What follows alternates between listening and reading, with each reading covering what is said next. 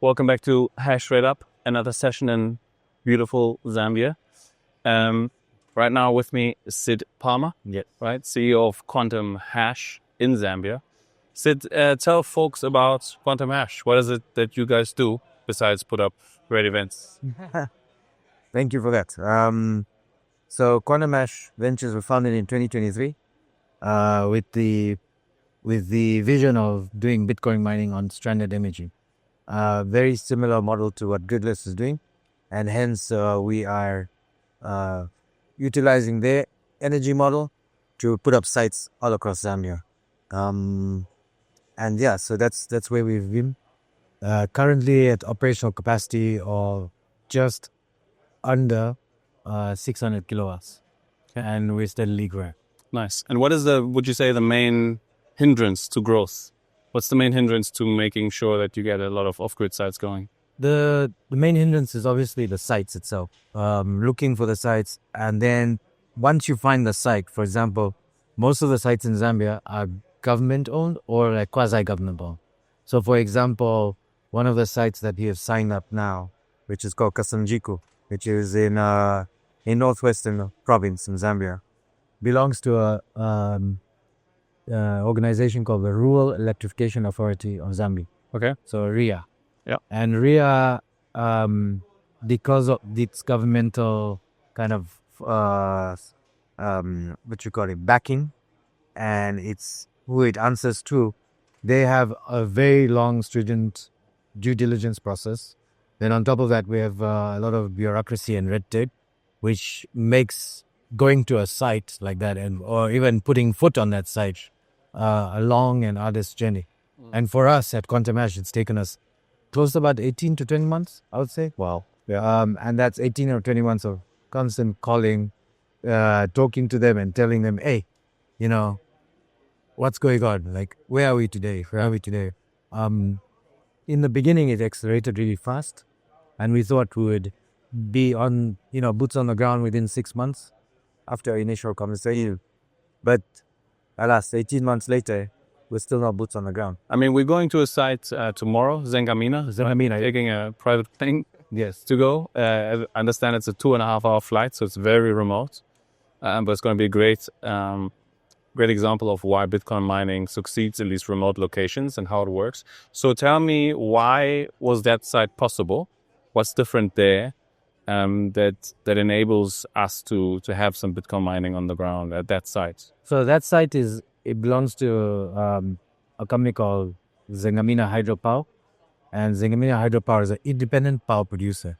Now in Zambia, the energy landscape is as such that I'm sure you heard from the board chairman of ZESCO earlier on today, is that they've opened up for independent power producers to produce. If it's under 5 megawatts, you can get your licensing and everything done really quickly. If you have the funding, you can build. The lengthy processes like they used to be before, where it took close to about 3 years on a feasibility study, on environmental impact studies, all that has been kind of thrown out the door, saying because we are so power deficit as a country, here's the green light. Yeah. You can get from idea to license within a few days. Okay. So that's the change.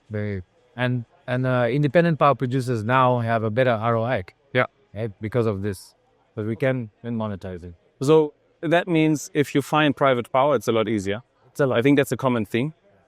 Trying to find private power is the goal, because it sort of takes out all of that regulation out of the equation, which you have to have if it's government owned, right? Is there how does pricing for electricity work?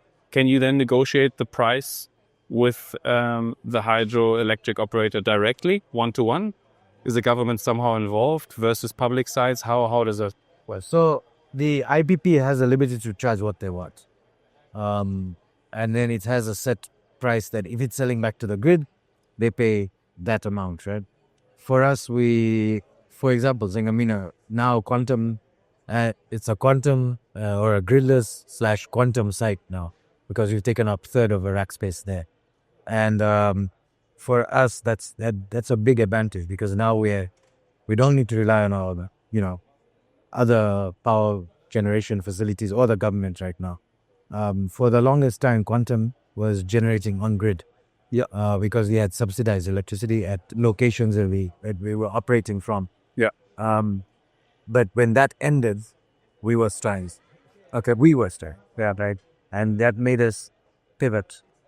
Well, because as I told you, we were waiting 18 months. Yeah. So we were like thinking, okay, as us, within 6 months to 12 months, we'll get this PPA or this term sheet done with the government, and we can shift over from on-grid to off-grid, and it'll be good to go.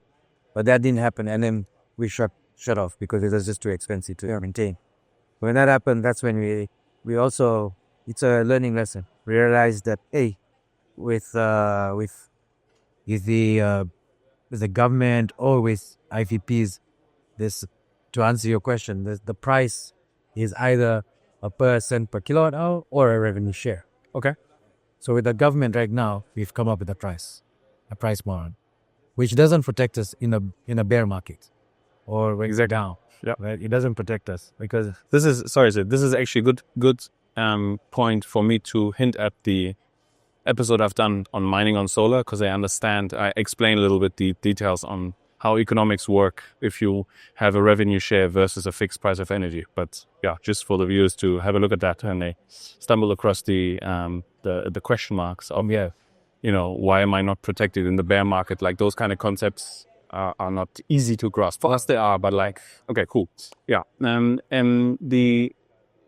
Would you say that there's also a lack of incentive for the government to get into Bitcoin mining or make it easy because they just get subsidies, or how does that dynamic work? Why is it so difficult to get mining on government power, and explain to them like, look, you cannot sell this power anywhere else. We'll pay you 2 cents, 3 cents, whatever. Why don't they want to take that? This episode is sponsored by HashBranch, the easiest way to mine Bitcoin in the US. Sourcing hardware and rack space usually is a mess. Bad deal structures, misaligned incentives, and no visibility after deployment. I have placed tens of thousands of ASICs in partnership with HashBranch. What I like most is that they cut through the noise. Fair pricing, aligned terms, and access to hosting that actually works. Use code HashrateUp100, visit hashbranch.com today to get $100 off of each miner that you order. there's obviously the stigma that comes behind Bitcoin mining, or Bitcoin itself, Bitcoin in general. And because of that, red tape keeps on coming in play.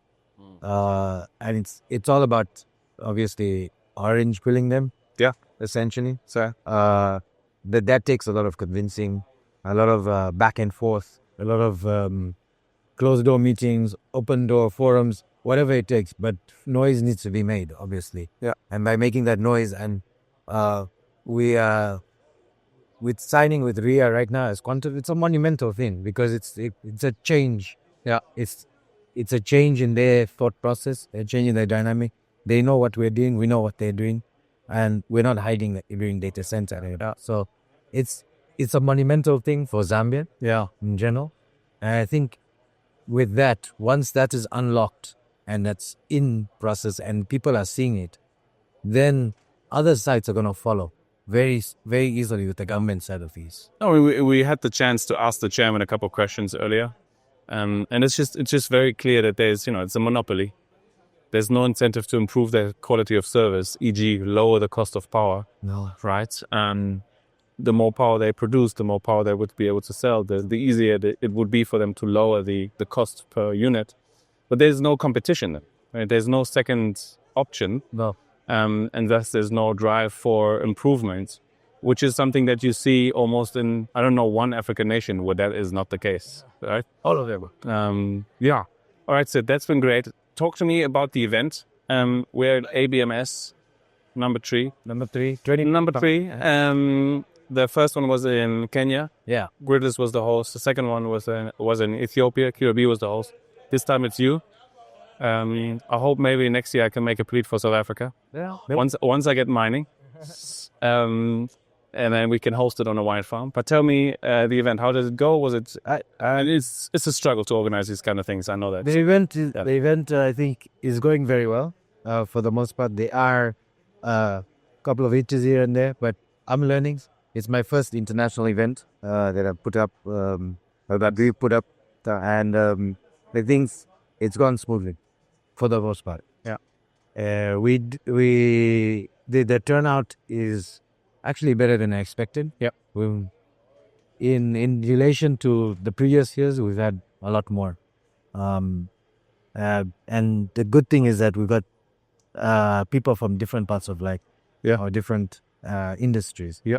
And I believe that in order for Bitcoin mining in Africa, around the world, to be inclusive in the sense that there's a lot of pockets of money and a lot of pockets of developers looking for newer and innovative ideas. And I think if we open up that book, we'll get a lot more focus. Yeah. No, I have to, again, compliment you on the event. I think it's a great signal. So many cool things happening.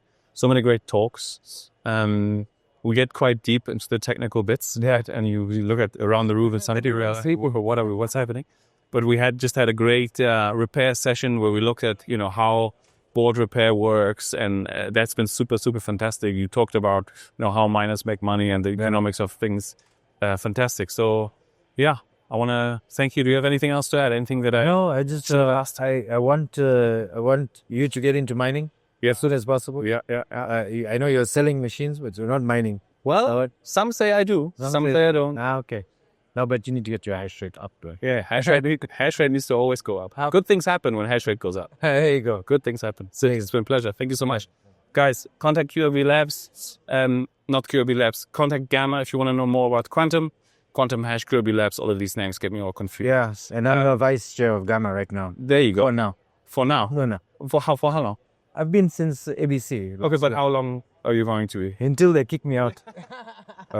Cool, Sid. Thank you so much for your time. Thanks. Thanks for the event. And yeah, if you want to learn more about him and his company, reach out, put all of that good stuff in the comments. And come to Zambia. It's beautiful. Come to Zambia.